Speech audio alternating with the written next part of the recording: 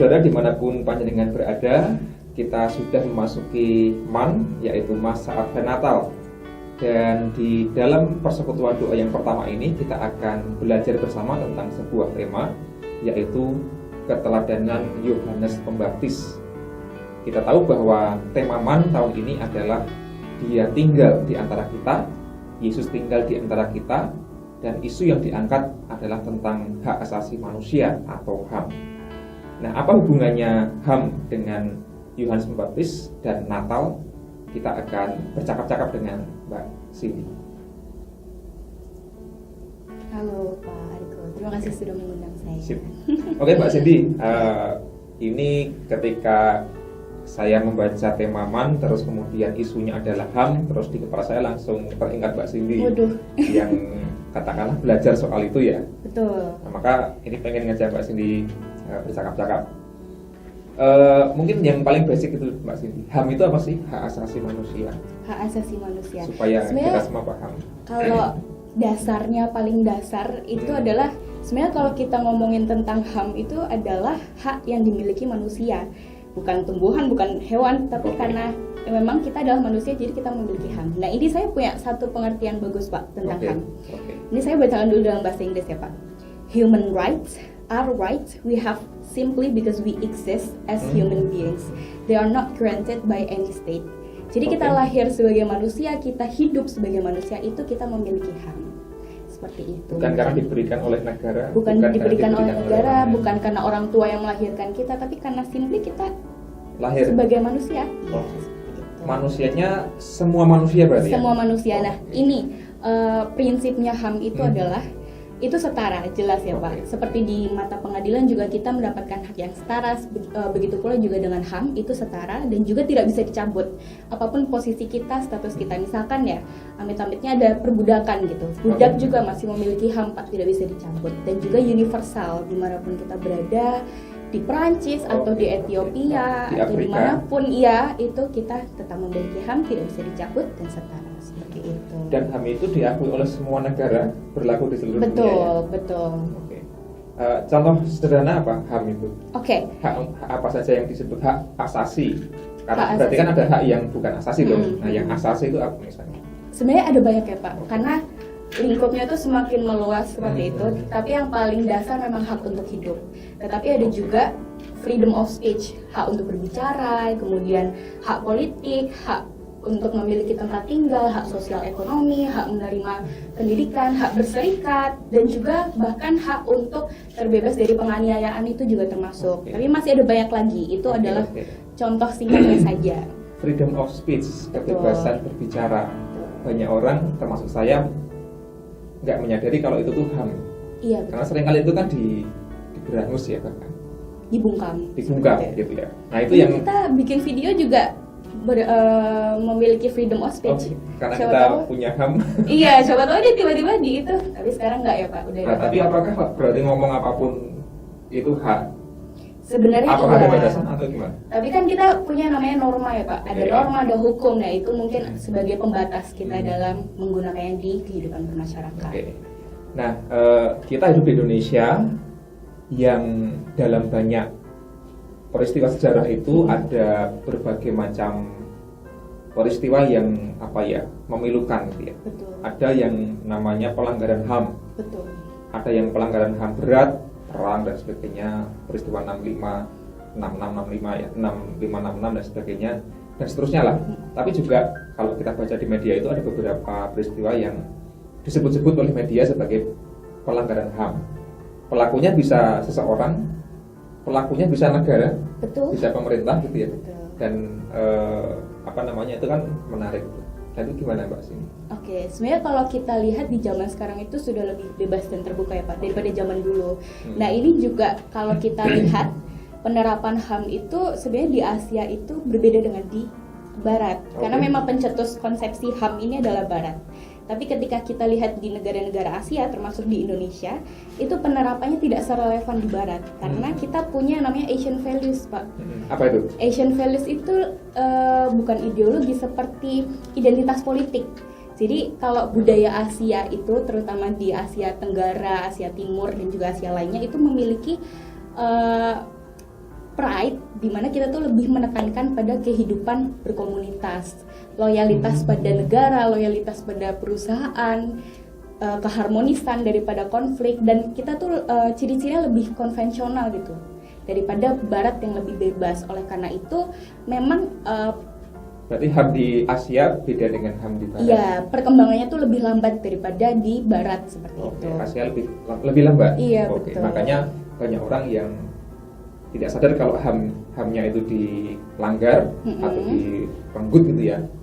Atau mungkin ya udah dia tahu tapi oke ngalah aja demi tadi keharmonisan karena itu Asian values. Ya udahlah nggak apa-apa, aku berkorban. Padahal HAM-nya dilanggar gitu ya. Makanya banyak pelanggaran HAM itu terjadinya di era-era awal negara kita lah, Pak. Ya. Contoh yang paling ini kan 6566 ya. Iya, Pelanggaran HAM itu salah berat. satu. Jadi, tapi kita nggak apa-apa kan, Pak? Nggak apa-apa. Freedom of speech.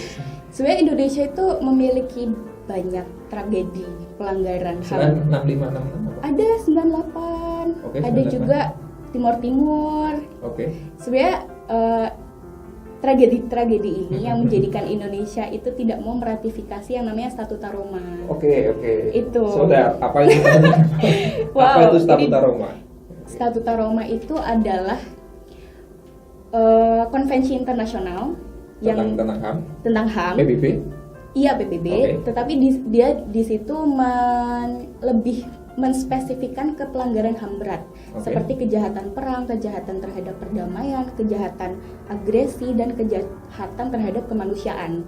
Nah, oleh karena itu, misalnya kalau kita lihat perang Ukraina, terus Rusia. perang Israel dan Palestina, itu mereka merujuknya ke Statuta Roma, bukan aturan HAM internasional yang biasa seperti itu, Oh, Pak. gitu. Nah, karena Indonesia sudah ada beberapa itu, jadi kayak Sampai Indonesia sekarang tidak nggak mau meratifikasi. sampai sekarang tidak meratifikasi. Jadi untuk teman-teman saudara-saudara 6566 itu kira-kira soal pembunuhan, penghilangan, pembantaian yang dilakukan tanpa melalui proses peradilan, Betul. maka dianggap sebagai pelanggaran HAM. Betul. Ya, berat ya dia. Itu berat. Berat. Karena agresi termasuknya. Agresi. 98 peristiwa reformasi itu ada pembunuhan, ada pemerkosaan, kepada juga. penghilangan kepada banyak orang Lebih ke aktivis dan mahasiswa dan etis tertentu, dan etis tertentu, sehingga betul. itu dianggap sebagai pelanggaran HAM. Lalu tak lama kemudian Timur ya. Iya, Sekarang Timur Timor Leste itu juga perang. Apa itu? Oh, kalau Timur itu saya merujuknya ke ketika Timur itu mau lepas dari Indonesia. Oke. Itu kan ada referendum ya, Pak.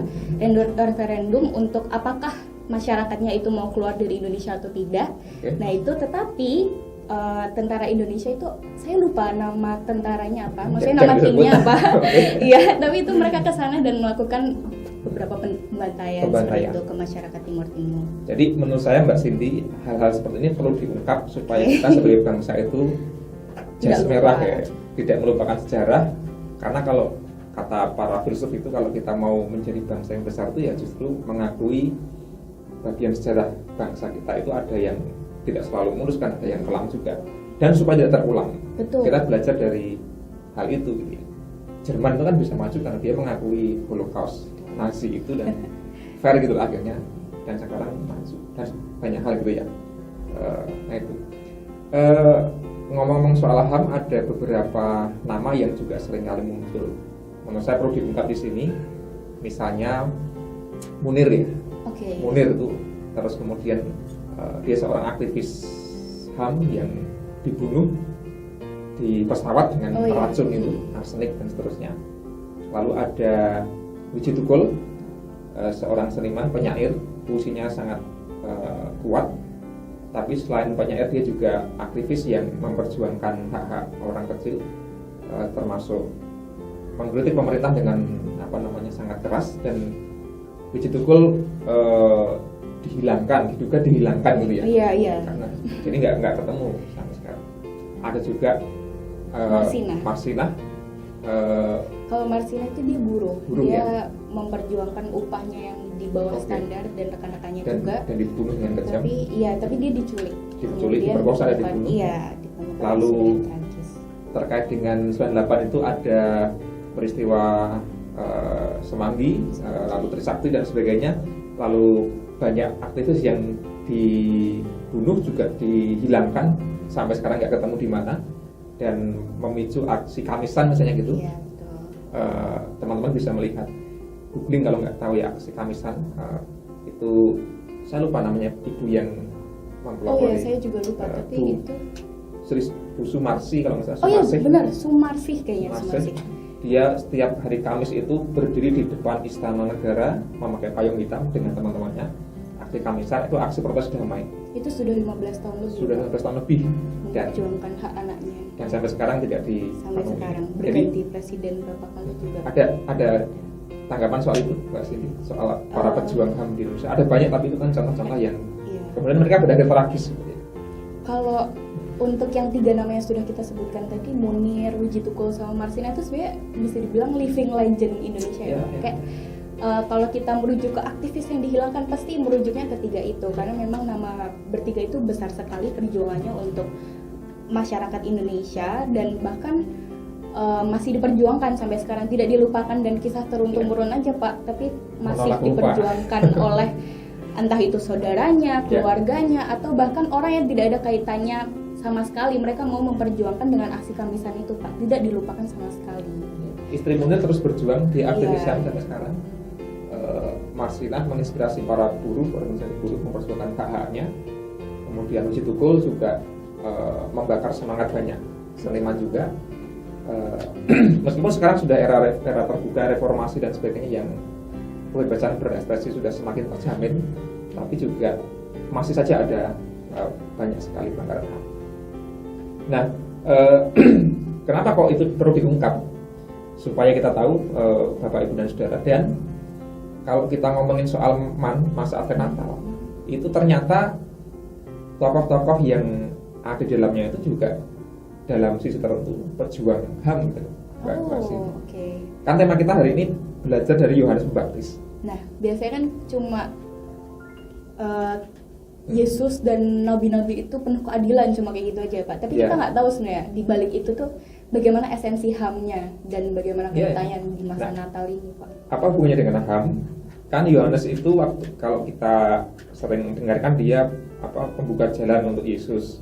Kan dia hadir dulu sebelum Yesus. Betul. Lalu di zaman Yohanes setelah kemudian Yesus lahir, bahkan dibaptis oleh si Yohanes ini. Tetapi Yohanes sendiri itu seorang nabi yang sangat kritis pada penguasa. Dia mengkritik dengan keras Raja Herodes, mengkritik raja, mengkritik penguasa, dan akibatnya dia dihukum mati kan, dipenggal kepalanya. Tapi apa yang dilakukan Raja Herodes waktu itu? Oh, karena dia menikah dengan Herodias, itu secara hukum dan sebagainya nggak sah. Kemudian dikritiklah oleh Yohanes, sehingga menyakiti hati Herodes itu, dan kemudian singkat kata dia dibunuh, dipenjara, lalu kemudian dipenggal kepalanya atas permintaan Herodias itu, istrinya. Nah, itu contoh bahwa mengkritik penguasa juga bisa pertaruhannya nyawa, seperti Munir dan Marsinah. Ini terbukti pertaruhan nyawa. Ya, itu kan Yohanes juga berarti kan aktivis gitu ya. Betul. Selain itu dia kan juga nabi yang berseru-seru bertobatlah, kerajaan Allah sudah dekat, dan ajakan bertobat itu waktu itu sebenarnya juga tidak hanya pertobatan individu. Kalau kita lihat beberapa penafsiran soal Nabi Yohanes ini ya, tapi pertobatan sistemik gitu ya. Jadi seruan Yohanes itu bukan hanya pada orang-orang yang datang secara individu, tapi bisa nggak bangsa ini bertobat, bisa nggak penguasa itu bertobat, jangan menjajah lagi, jangan melakukan kekerasan lagi gitu. Nah, ini kan suara-suara yang mengganggu kenyamanan penguasa waktu itu. Nah, itu yang tidak suka adalah kritik itu menyebabkan konflik, kerusuhan. Betul. Akhirnya Yohanes dihabisi kan, dia kemudian mati dengan tragis. Yang kedua sebenarnya kalau kita mengingat masa Advent Natal kan kita nantikan kelahirannya itu kan Yesus. Nah, Yesus itu kan seringkali terlalu banyak dilihat dari sisi ilahnya, kealahannya, kemudian mujizat-mujizatnya. kemudian dia menolong orang yang lemah dan miskin dan seterusnya. Sebatas itu gitu ya. Padahal Yesus itu juga adalah aktivis. Yesus itu juga adalah orang yang melawan penguasa. Yesus adalah orang yang kritis pada penguasa. Dan mengapa dia dibunuh di kayu salib? Ya karena dia melawan penguasa. Oh iya, betul. Nah itu kan menarik. Betul. Kan jarang orang lihat sisi itu ya. Jadi Yohanes itu juga pejuang HAM. Nah itu menurutku Yesus yang kelahirannya kita rayakan ya dalam Natal, suasana Natal ini, jangan lupa ada sisi itu juga, bahwa Yesus bukan sekadar Allah kita yang kemudian serba memberikan berkat lalu menolong dan sebagainya, tapi juga dia inspirator untuk berani melawan ketidakadilan gitu ya. Tentu kita tidak harus melawan seperti Yohanes yang sangat frontal kepada raja atau penguasa, atau seperti Yesus yang sangat berani juga ya. Tapi minimal kalau menurut saya kita sebagai pengikut Yesus ya, kalau ada ketidakadilan jangan justru menjadi bagian dari itu, tapi berani melawan, tentu melawan dengan cara-cara yang tidak kekerasan juga gitu ya. Gimana? Tapi apakah kita harus mempertaruhkan nyawa juga, Pak? Nggak harus. Makanya kan tadi saya bilang nggak harus seberani Yohanes atau Yesus atau Munir dan sebagainya kan. Tapi memang kalau konteks zaman sekarang, apa yang kita punya kita pertaruhkan sih. Kalau misalkan kita mau melawan ya resikonya pekerjaan kita atau posisi kita di masyarakat yang dipertaruhkan. Yes, aku membayangkan mengenai HAM ini hubungannya dengan Natal ya, dengan Yesus itu, bagaimana kita juga berani membela HAM orang lain. Kan HAM itu dimiliki semua orang tanpa terkecuali. Artinya kalau ada orang-orang yang hak-haknya itu dilanggar atau direnggut gitu, ya kita berani membela, tentu dengan cara yang tadi yang katakanlah cara-cara yang aman tuh bisa. Dan seringkali kan banyak orang memilih untuk diam supaya aman gitu ya, kemudian nggak berbuat apa-apa. Nah itu kan panggilan dari sisi aktivisnya kan kurang. Ya. Sekali lagi ini bukan soal aktivis yang lalu sangat berani dan sangat berisiko ya, tapi mungkin bisa kita mulai dari lingkup terkecil, dari keluarga, dari tempat kita bergereja, berpelayanan atau kerja dan sebagainya. Ada nggak hak-hak yang perlu kita perjuangkan dan kita bela gitu ya. Nah itu yang menurut saya penting juga kita hidupi dalam masa Advent ini. Nah, saya punya pertanyaan Pak. Kalau misalkan dalam konteks sekarang kita membela HAM dan panggilan mungkin menjadi aktivis, menurut Pak Argo sendiri, Pak Argo melihat demo yang ada di depan kantor DPRD atau DPR atau kantor Presiden itu bagaimana? Apakah masih perlu atau hanya membesar-besarkan masalah Pak? Ya, aku melihat demo secara positif. Pertama itu kan dijamin oleh undang-undang dan itu boleh ya. Tentu dengan prosedur yang izin dulu dan sebagainya kan gitu. Dan demonstrasi itu merupakan bentuk kekritisan dan perlawanan atas ketidakadilan, atas macam-macam hal. Dan itu oke ya.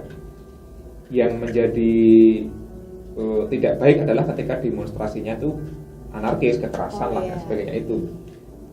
Karena itu unjuk rasa dan kita dijamin oleh kebebasan berpendapat, menurut saya nggak masalah. Hanya memang menurut saya kultur di Indonesia nggak cukup ramah dengan itu.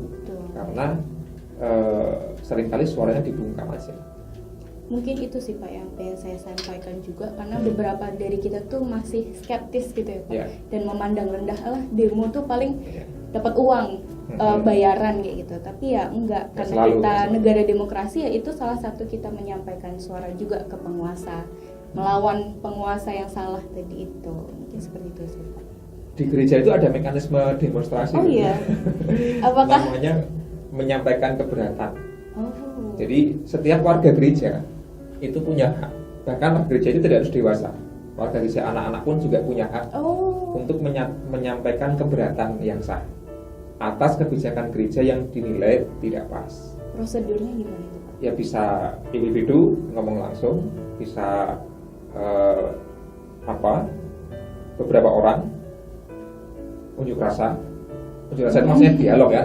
Yang penting kan unjuk rasa gitu, nggak harus jangan bakar-bakar ban itu anarkis. Atau bisa lewat surat dan bukan surat kaleng ya, tertulis ada tantangannya kan gitu. Nah jadi gereja GKJ ya misalnya itu kan juga membuka ruang untuk cukup demokratis gitu. Tentu tidak berarti kemudian semua keberatan diakomodasi ya, ada dialog itu yang penting.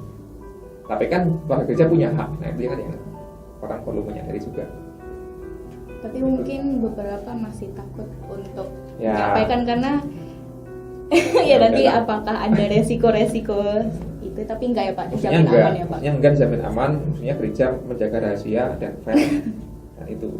Sehingga menurut saya tidak perlu terlalu takut menyampaikan kritik.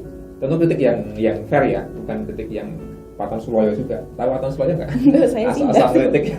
Oh iya. Enggak ada dasarnya.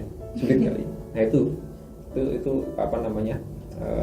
GKJ punya mekanisme itu. Yang kedua, GKJ itu punya dalam tata gereja itu punya dorongan semangat bahwa gereja itu juga bisa mengkritik pemerintah, dimungkinkan untuk mengkritik pemerintah. Bahkan ada kalimatnya itu menentang atau melawan, aku lupa, pemerintah ketika pemerintah itu tidak baik. Itu dengan cara-cara yang baik. Nah artinya GKJ itu sebagai sebuah gereja juga punya hak untuk menyuarakan suara-suara kenabiannya yang selama ini jarang dipakai karena itu kan politik, gereja nggak usah berpolitik dan sebagainya. Jadi politik lalu dipersempit sebagai kontestasi kekuasaan seperti yang hari ini terjadi gitu ya. Ini hari pilkada. Nah ini hari pilkada. Terus padahal politik itu sangat luas, termasuk pemerintah diberi masukan juga harus. Gitu kira-kira Mbak Cindy. Sangat menarik Pak. Ada hal lain lagi yang perlu disampaikan? Saya sudah cukup paham untuk hari ini. Menarik sih Pak topik kita hari ini. Oke. Semoga kita bisa belajar dari Yohanes Pembaptis, nabi yang sangat berani menyuarakan keadilan, termasuk tentu saja dari Yesus yang kita imani sebagai Allah teladan kita, yang dia juga aktivis menyuarakan keadilan, membela yang lemah. Dan kita pun juga didorong untuk menjadi orang-orang yang memperjuangkan dan membela hak asasi manusia.